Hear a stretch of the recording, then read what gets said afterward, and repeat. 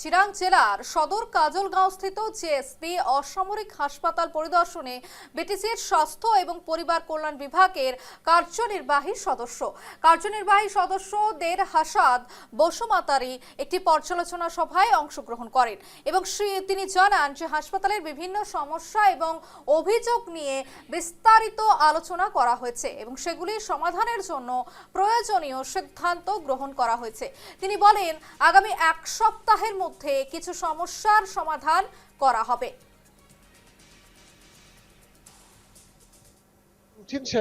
Routine visit আহিছো মই কেতিয়াবা সময় সুযোগ মিলিলে মই হস্পিটেলত আহোঁ আৰু আজি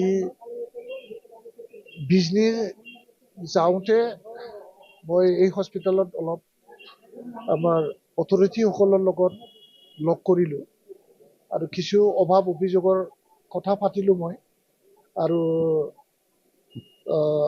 যিটো আমাৰ জিএছবি হস্পিটেল আমাৰ এছিএছ প্ৰগ্ৰামত ৰিন'ভেশ্যনৰ কাম ইতিমধ্যে অৰ্ডাৰ কৰা হৈছে।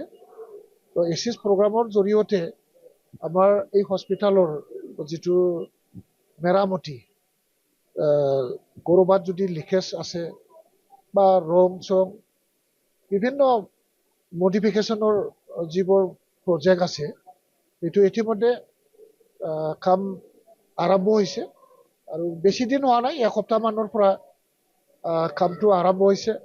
এতিয়া মিস্ত্ৰী স্কিল লেবাৰবিলাক ইতিমধ্যে আহি পাইছে।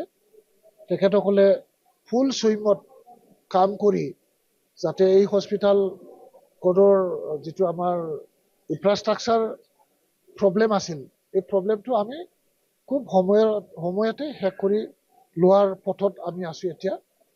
আৰু যিটো আমাৰ মেনেজমেণ্ট কমিটি, এই মেনেজমেণ্ট কমিটিৰ জৰিয়তে বাকী আমাৰ কিছু যিটো মেনেজমেণ্টত প্ৰব্লেম হোৱা অসুবিধা এই মেনেজমেণ্ট কমিটিৰ লগত আলোচনা কৰি